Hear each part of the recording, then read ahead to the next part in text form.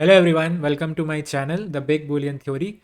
This video is part of a lecture series on operating systems, and currently we are on the second module of this course, that is process management. So within this module, we are trying to understand how the operating system manages the CPU by providing the abstraction of a process. And within this second module, we are currently on the second topic, that is process address space, right? So here, through a series of videos, we are trying to understand how does the memory appear to each process. So we already know that every process has its own address space, which allows it to organize the code and data in the memory. And this address space is organized into different sections. We have talked about this, right? The sections are code section, stack, heap, and data. So in the previous few videos, we have already understood what is the code section and the stack section. We are yet to talk about the data and heap section. So before I proceed to talk about those sections, I want to, in this video, I want to take an example. So here basically we will take a code execution. So we'll take a piece of code and we'll see how is it executed, and when it is being executed, how the stack section is being used. So if we understand how the stack section is being used when a piece of code is executed, how the stack frames and all look like. So in the previous videos, although we have talked about the stack frames, but that was on a very high level. In this video, I want to take a full-fledged example, right? And in a very detailed way, we are going to understand how is the stack section used when the code is being executed. So the idea is that through this video, you should have a good understanding of what exactly happens when a process is being executed. So without further ado, let's get started and see the example. So let me start the discussion by recalling what we had studied in the previous video. Right, in the previous video, we had talked about the concept of a stack frame. So as you can see, this is the process address space and this is the stack section. So in the previous video, we had said that the stack section is implemented using stack frames. So these are the stack frames. As you can see, for every function call, a stack frame is pushed onto the stack. And what exactly is a stack frame? The stack frame is basically a collection of all the relevant pieces of information that are required to represent a function call, right? Not a function, a function call.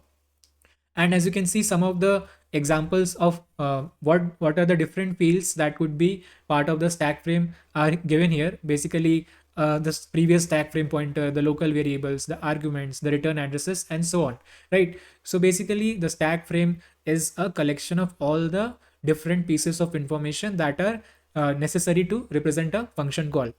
So the point is that understanding how exactly the stack frame works gives us an idea of what exactly is happening during the execution of a process, right? So when a process is executing, basically its instructions are getting executed, and these instructions are always part of some function, right? So we need to understand what is happening when the function is being executed. For that, we need to look at this stack in a closer way, right? So here in this video, I want to take a very detailed example, and by this example, I want to explain you how exactly the stack is working, right? How exactly the stack frames look like when a piece of code is being executed. So let us start this example. So this is the piece of code using which I want to explain this example. So as you can see, this is a very simple piece of code written in C. So let us quickly go over this piece of code and understand what it is doing. So here we are doing a very simple thing. We are calculating the sum of two numbers. So here you can see this is the main function. Within the main function, there are two local variables. First one is A and B. So sorry, there are three local variables A, B, and C. A and B are initialized to 2 and 3 respectively, and C will basically store the sum of A and B. So for calculating the sum, we are calling the add function with the arguments A and B. So now let's look at the addition function. It takes in two arguments X and Y, right? And there is a local variable Z which stores the sum of X and Y. And this value of Z is returned to the main function. So this is how this very simple piece of code written in C is calculating the sum of two numbers, right? So now, uh, in order to understand the execution, in order to see how the stack frame will be working exactly, the first thing that we need to do is compile this piece of code, and when we compile this code that is written in a high level language like C, it will be converted into machine code. So since we cannot understand machine code, I have shown you here the assembly representation of the machine code. So basically, we will work with the assembly language. So what is assembly language? Assembly language is basically a human readable version of the actual machine code. So these are the instructions that will be executed on the machine, but instead of having them in binary format, I have written them in a human readable format. So that is what is the assembly language.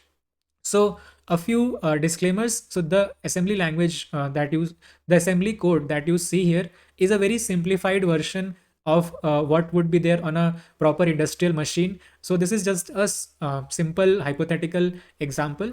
I have generated this assembly code using an online tool, right? It basically generates a simple assembly language for you, assembly code for you.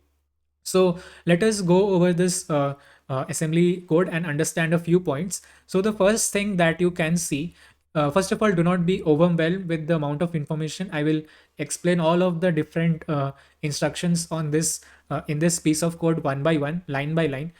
So the first thing that you need to understand here is that we have two functions, the main functions and the add functions, right? We had two functions in the high level code. Similarly, within this assembly code, we have two functions, the main function and the add function. Then there is these are the instruction numbers.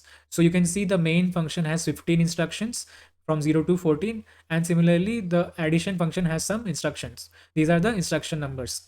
So this descriptions that you see, these are corresponding to each instruction. I have written the English representation of what this instruction is doing, right? So these are the instruction descriptions, and this is the actual instruction. So within each instruction, there are two parts. The first one that is written in black, this is the operation that is being performed. This is the opcode or the operation, right? So operations can be like subtraction, addition, calling, return, push, pop, move. All of these are operations, right? And here are the operands. So each instruction can have single operand, two operands, or three operands, right? So each instruction can have multiple operands. Now let us talk a bit about the storage. So basically, there are two types of storage that these instructions are interacting with. One is the registers, right? The registers that are part of the CPU, and the other one is the obvious, the memory, right? So I have represented the registers in blue color, as you can see, and here in the description also you can see for every register I have written it in R, and in the subscript there is the address, basically which register we are talking about. So this is the stack pointer register, right? This is the program counter register, this is register 0, this is register 1. So basically for every register it has been represented in blue color, and like the description section, if you see, I have written it as R, and in the subscript the exact register that I'm talking about. So if you see within the instruction, when there is %sp, in the description there is R of sp. When in the description there is %1, basically this is register 1. So here I have written it as R1. So this is just how the notation that the assembly code follows, right? So the other thing that I want to talk about, apart from registers, we have memory locations, right? So memory locations I have shown in light blue color. All of these locations that you see in light blue color, they represent some memory location. We'll understand these notations. So basically for every instruction I have written the corresponding description here. So right, so I'll explain this memory locations in a while. And finally, the gray color that you see, the numbers that I have written in gray color, these are the constants. Like this is constant 4, constant 2. This can be the operands, right? So these are constant values. So that was it as a brief introduction to this piece of assembly code. At a very high level, you have two functions, and these functions have a set of instructions. These are the instruction addresses, right? This is the operation which is shown in black, and these are the operands. So operands can be either a register which is shown in blue color, it can be a memory location which is shown in light blue color, or it could be some constant which I have shown in the gray color, right? And these are the descriptions of the instructions. So now let us start the execution of this piece of assembly code, and by executing this code statement by statement, we'll see how the stack section is actually used. So in order to execute that piece of code, that assembly code, right, we have to recall the CPU, right? That is where the instructions will be executed. So in an earlier video, I have talked in great detail about the CPU, right? It is, you can think of two major parts in the CPU. There are the registers, and the other part is the execution circuit. So here in this video, we are concerned with the registers, and that also we are not concerned with all of the registers.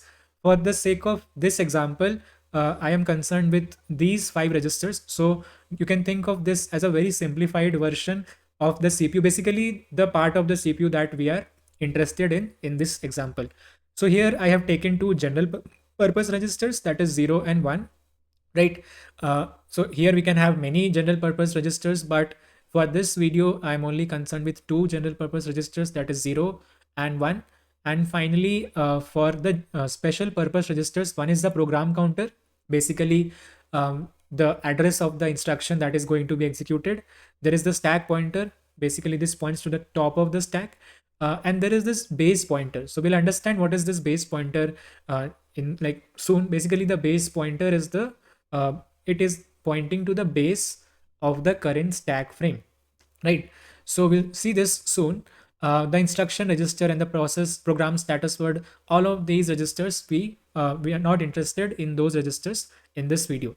So this is how the CPU, this is the part of the CPU that we are interested in for this video, right? So also let us look at the stack section.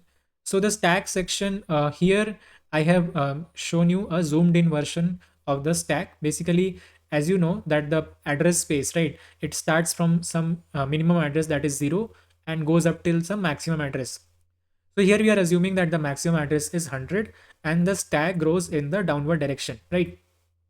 So as you can see, the stack is growing downwards from 100 up till like it is, these addresses are decreasing. Also, each such location that you see, this the region that I have shown, it is a collection of several locations. Each location is of 4 bytes, right? So basically, you can see the addresses decreasing in steps of 4, 100, 96, 92, 88, 84, and so on. So why 4 bytes? So 4 bytes is the size of the word in this hypothetical machine that we are talking about, right? So in every machine, the word basically, the each basic operation happens at the granularity of a word.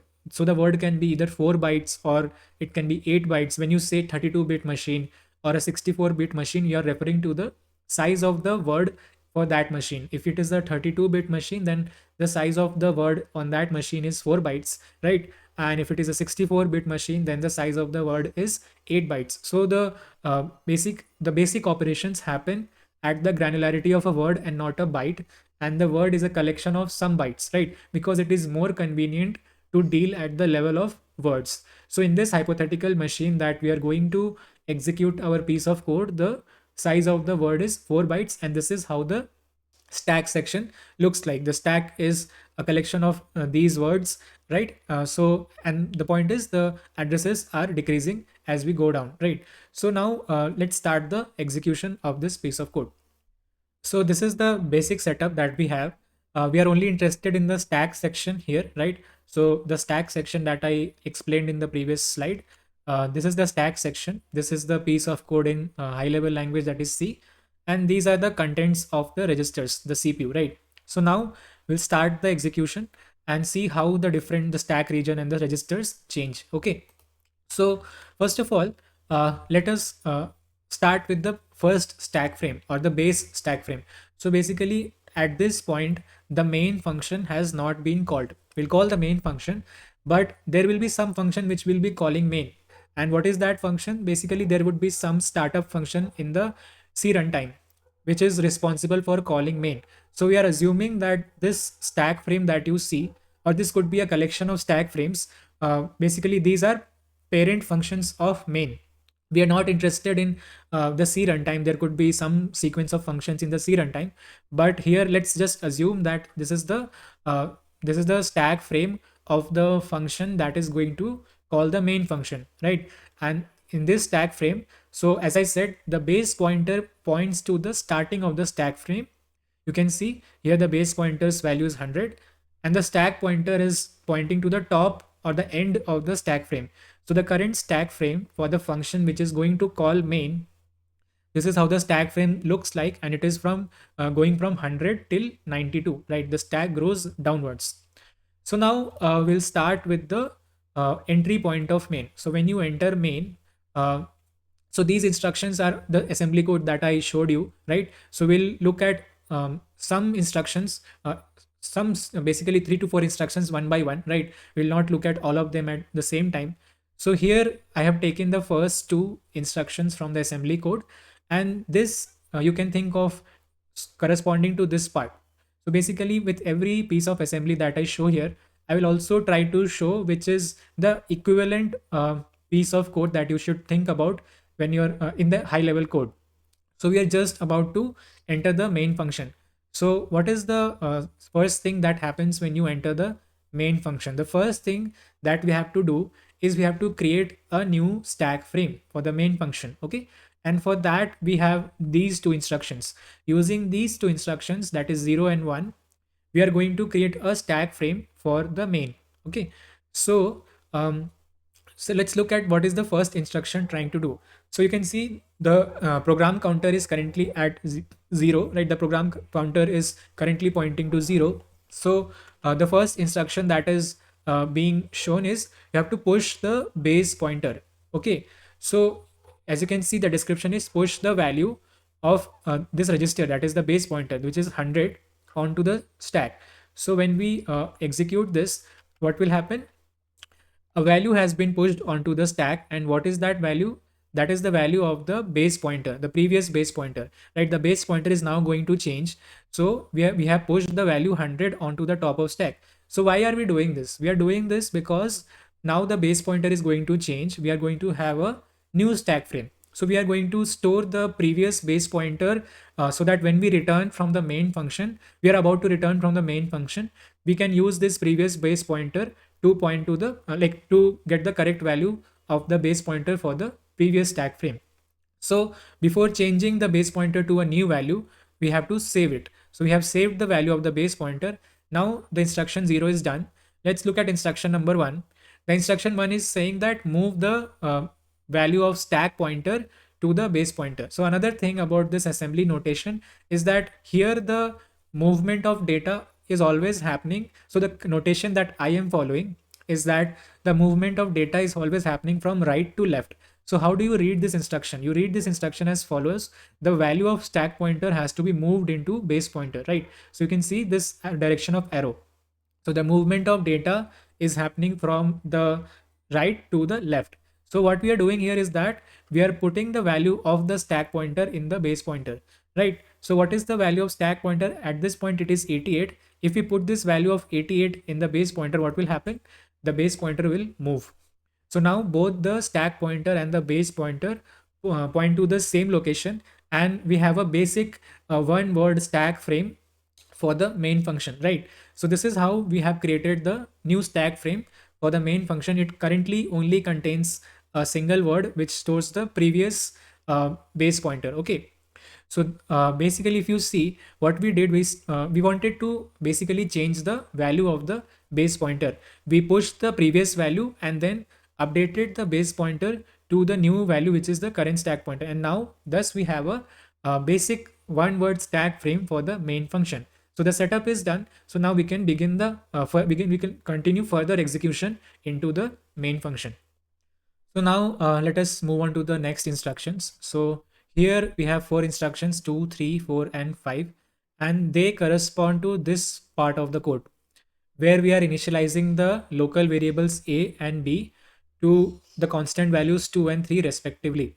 Okay. So here instruction 2 and 3 is for initializing a, and instruction 4 and 5 is for initializing b. So let us understand this instructions.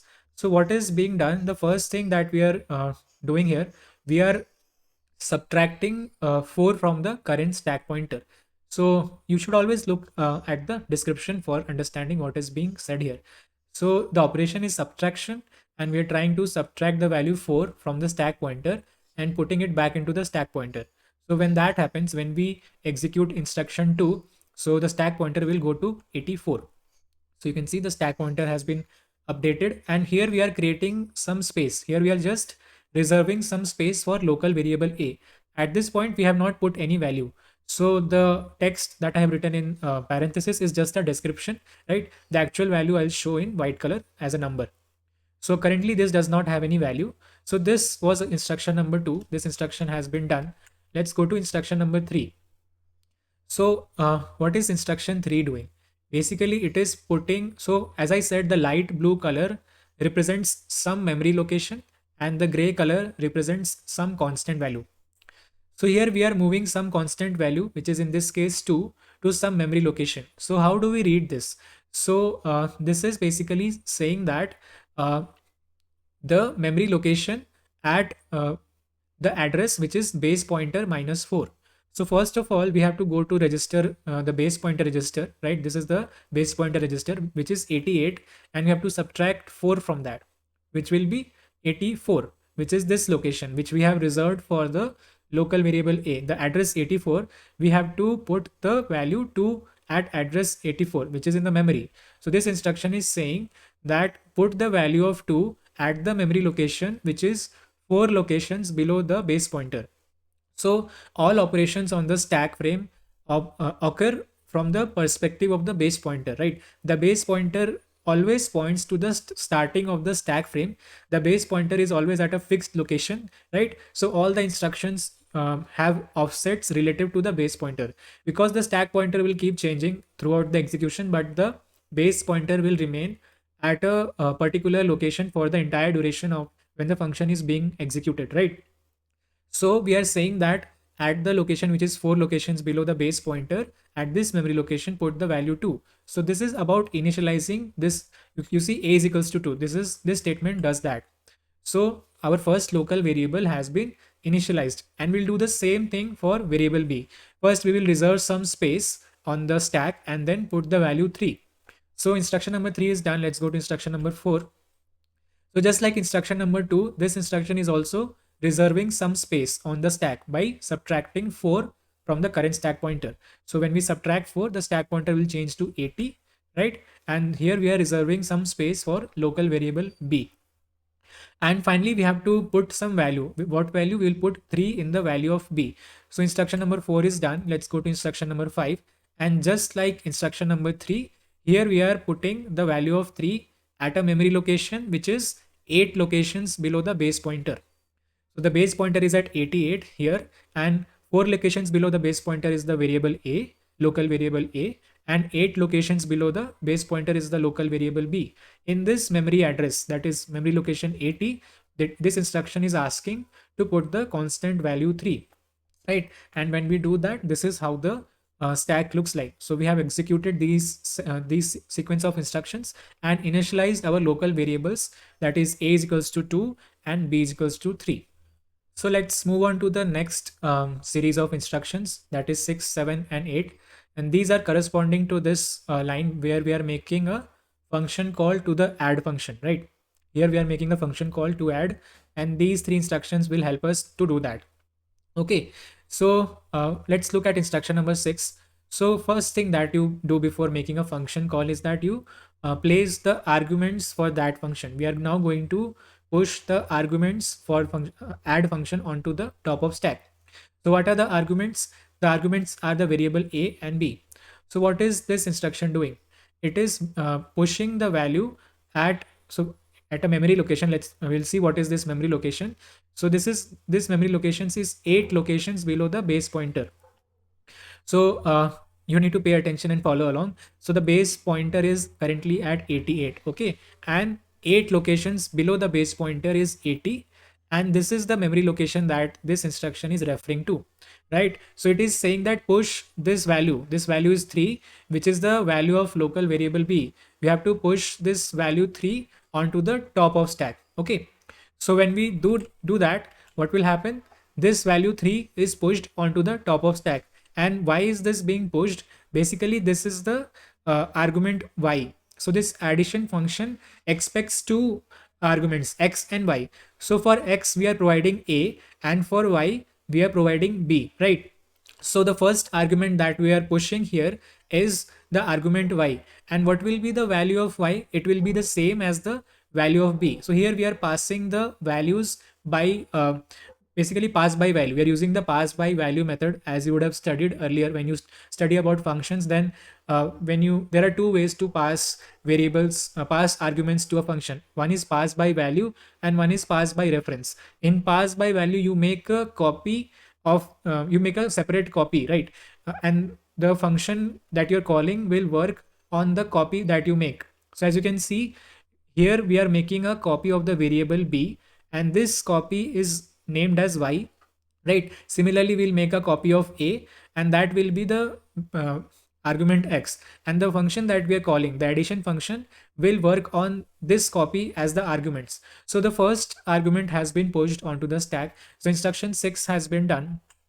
Now let's move at instruction 7. It does the same thing. It will make a copy of variable a in the form of x. So in the instruction number 6, we made a copy of b in the form of y. In instruction number 7, we'll make a copy of a in the form of x, right? So what is this instruction saying? It is saying that push the value at memory location, which is 4 locations below the base pointer. So the base pointer is at 88. 4 locations below the base pointer is 84.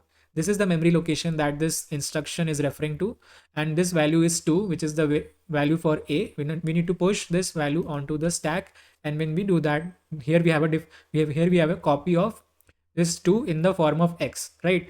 We made a copy of b, that is 3, in the form of y. Similarly, we made a copy of a in the form of x. So the two arguments that this addition function expects has now been pushed onto the stack. Now it is time to make the function call. So let's move to the instruction number 8, and this is the call instruction. So what is the action that happens in the background when a call instruction is executed? Basically what happens is that you push the return address onto the stack and change the jump to the next function. So what will happen here is that, so see, what is the return address first of all? So when you make a function call, you will jump from instruction number 8 to the first instruction in the addition function. Currently we are executing at instruction number 8 in the main function, and when we make this call, we'll jump to some instruction which is the first instruction in the addition function. And when we'll return to instruction number 9, right? The instruction just after call is instruction number 9. So when we return from the addition function, we are going to resume execution at instruction number 9. So that is the return address. So in this case, the return address is 9. So we have to push that value onto the top of stack and jump to the first instruction in add. So that is what happens when you execute the call instruction. So two things will happen. First of all, we'll push 9, and then the program counter will change. So let's execute the call instruction and see how it looks like. So the return address, that is 9, has been pushed, and now what happens? The program counter changes to 15. So it was previously 8, and after calling this, making this call to this add function, it has changed to 15, which is the first instruction in the add function. So this is how a function call takes place. So now we are at the starting of the add function, right? So what we will do here, just like the same thing that we did when we entered the main function.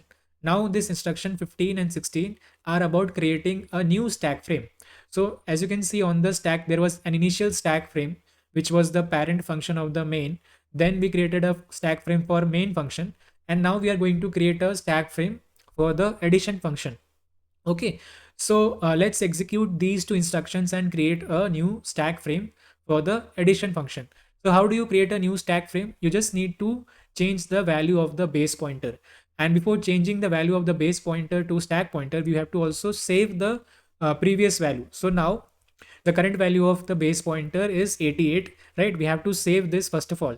So that is what instruction 15 is doing. It is pushing the base pointer onto the top of stack, right? So we have pushed the base pointer 88 here, and that is instruction 15. And instruction 16 is about changing the base pointer to the stack pointer.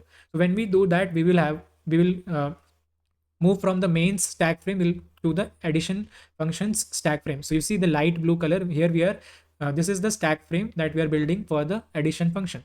So we just need to change the value of the base pointer.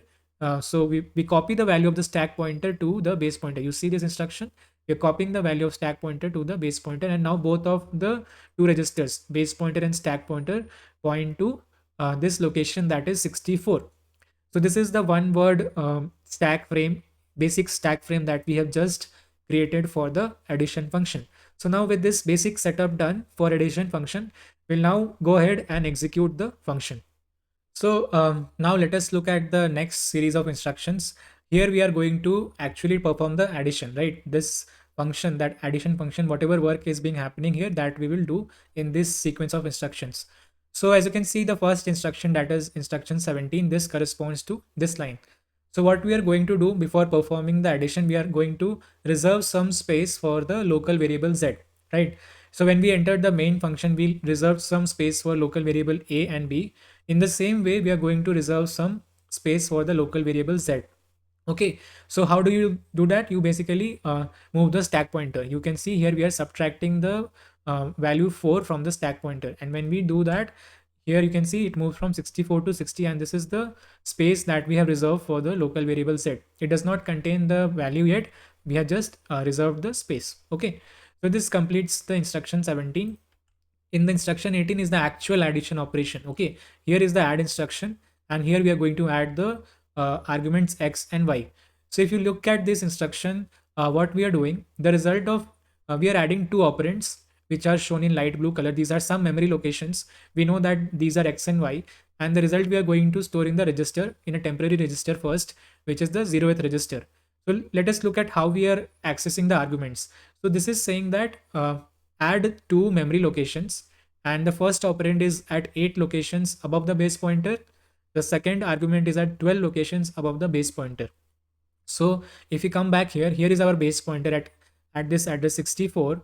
8 locations above the current base pointer is x, and 12 locations above the base pointer is y, right? So we are referring to our arguments x and y with respect to the base pointer. As I said, the base pointer always remains at the same location for any given function. So that is why we refer to the other memory locations with respect to the base pointer.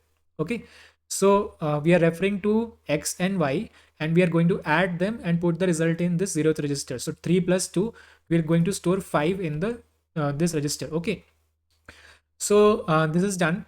This addition instruction is done. So now let's move on to the next instruction, which is the instruction number 19.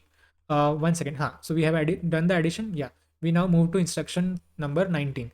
So now what we are going to do, we are going to put this value that we stored in the temporary register into this variable z. We reserved some space on the stack frame, right? We reserved the space for z, so we have to store this value into z.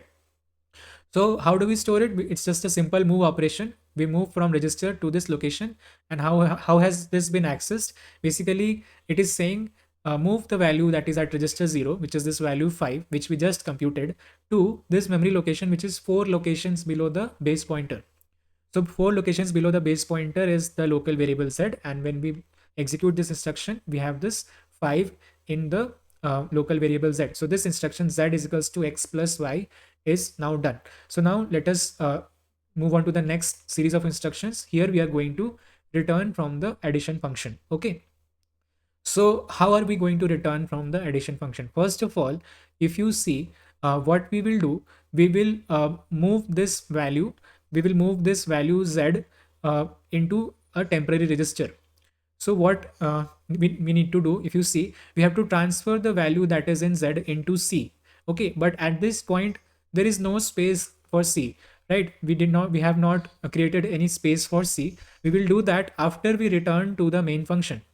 So the value of z will be lost when we return from this current function.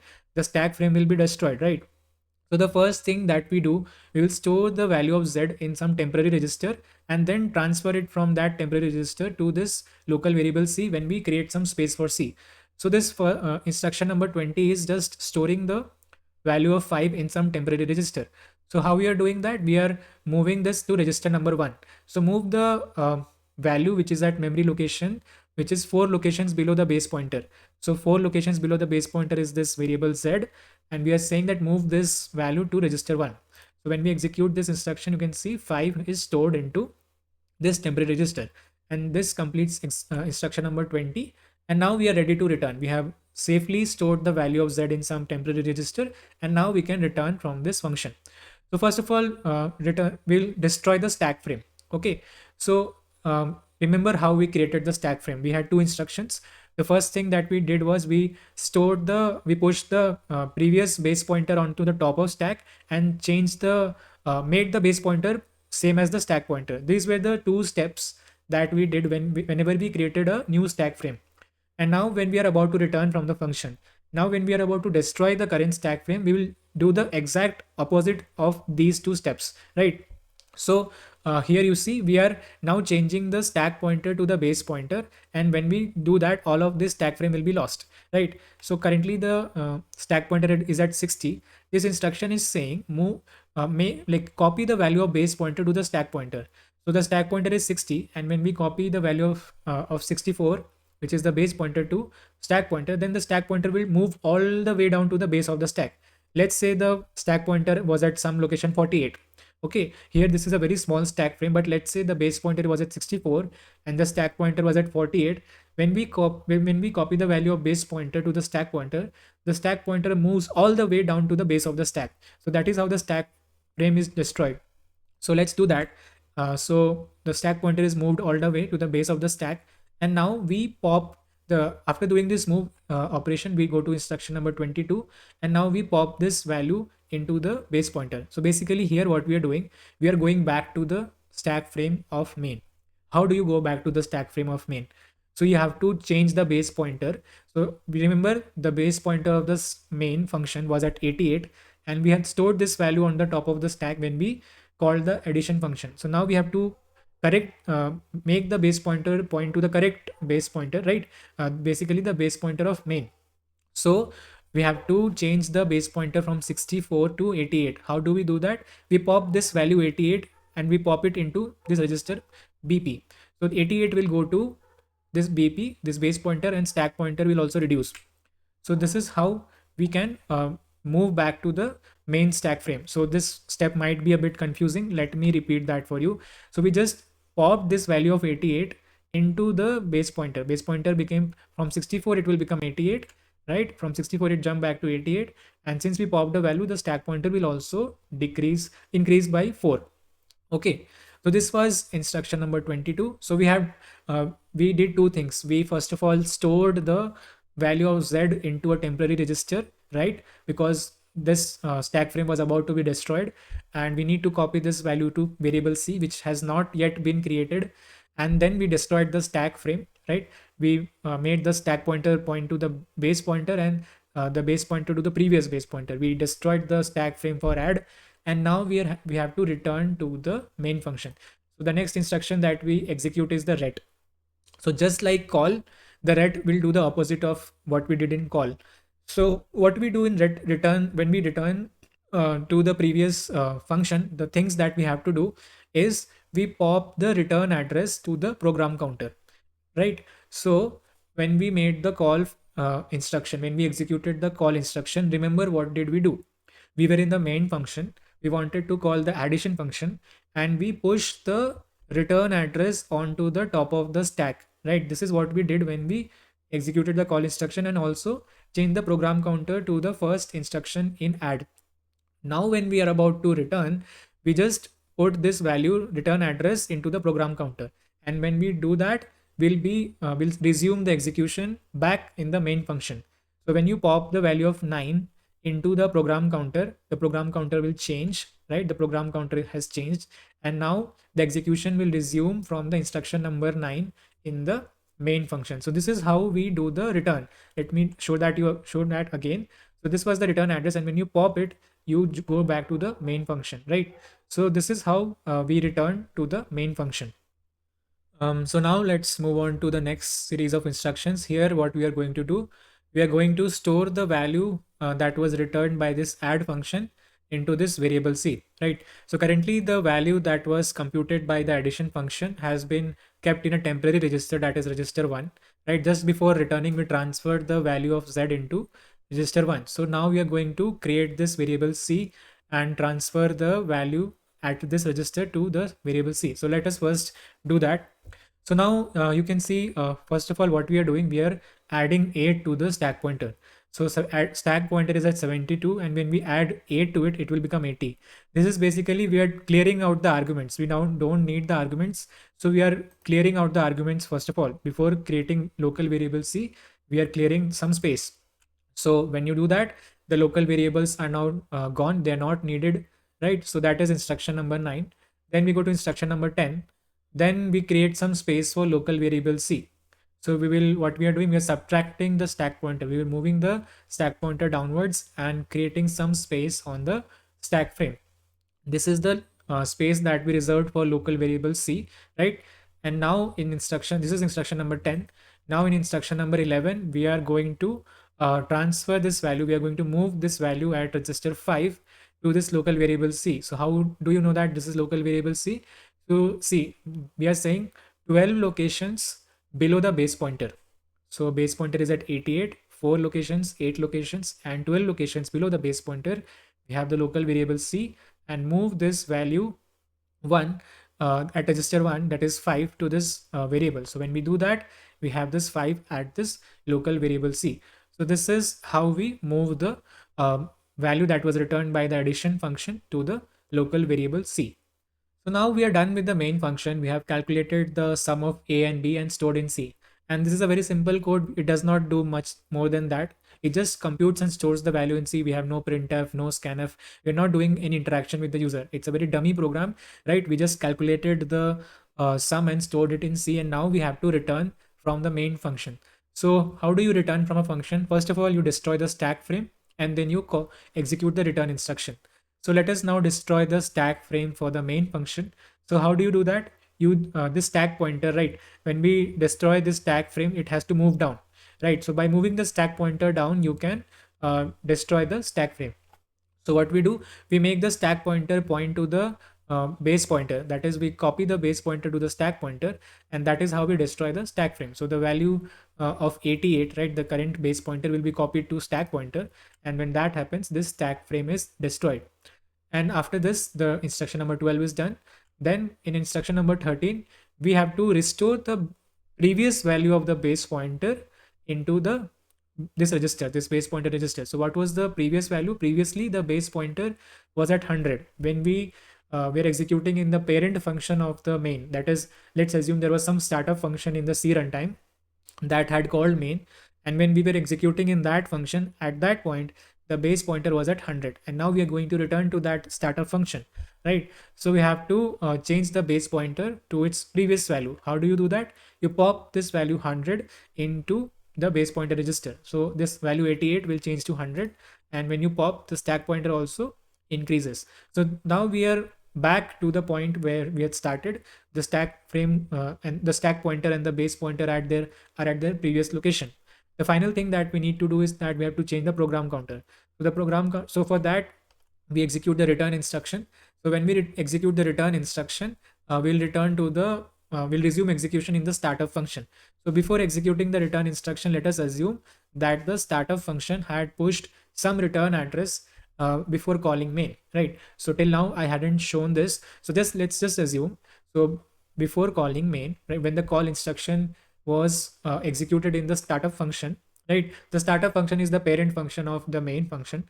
So when in that function we were about to call main, when we executed the call instruction, then the return address was pushed here, right? So now when we execute this return instruction in the main function, this value will be popped to the program counter, right? So currently the program counter is 14, and when we pop this, when we execute this return instruction, we pop this value 50 to the program counter, and now we are back to both the stack frame of the startup function and the code of the startup function. So the startup function will now executing at some random location. I'm just assuming that this 50 is the return address, and it will now start executing at that address 50. It's just some address that I have just assumed that this was the return address pushed by the startup function, right? So this completes the execution of our piece of code, right? We have executed the main and the add function, and you see how the stack frame is used. So this was quite a detailed example. You also saw how assembly works and how the assembly is very coupled with the stack frame. right? So the instructions that are generated, so you write some piece of source code. When you compile that, the instructions that the compiler generates for you are very coupled with the stack, because the actual execution happens on the stack. The stack is like a workspace, right, where the execution of the program takes place. The program is a collection of functions, and the functions will be executed on the stack. So that is why the purpose of this video was to show you, first of all, how are the instructions very coupled with the stack. That is, there are instructions for creating the stack frame, destroying the stack frame, calling another function, returning from a function, right? The local variables are placed, the arguments are placed, the return addresses is placed. Overall computation happens on the stack, as well as uh, the registers, right?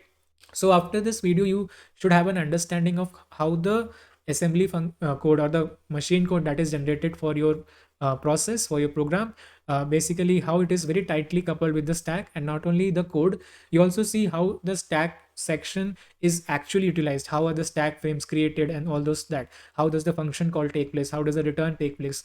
So this was a very simplified version, a very hypothetical example that I took. Still, it was a very detailed example, and it was a very long video.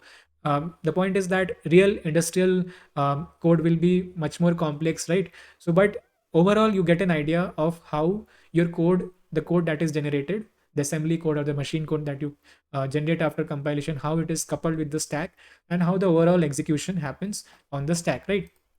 So this was about this piece of code that we just executed, right? So this is so the example that we wanted to talk about is done.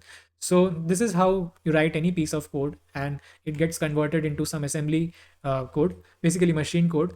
And this code that is generated, it is very coupled with the stack, and overall execution happens on the stack. So understanding the stack section is very crucial to understand how the actual execution of the process is taking place, right? So the idea behind this video was to help you understand what exactly is going on, how the overall address space is being used, right? So guys, this was it for this video. In this video, we took a detailed example. We started our journey from a piece of source code written in high level language. We saw how the assembly might look like. We saw an example, hypothetical assembly code, how it is coupled with the stack, how and how the overall execution happens on the stack. So I hope by this example you were able to understand in detail what exactly happens when your process is being executed, how are the instructions actually executed, right? So guys, this was it for this video. Thank you very much for watching, and I'll see you in the next video. Thank you.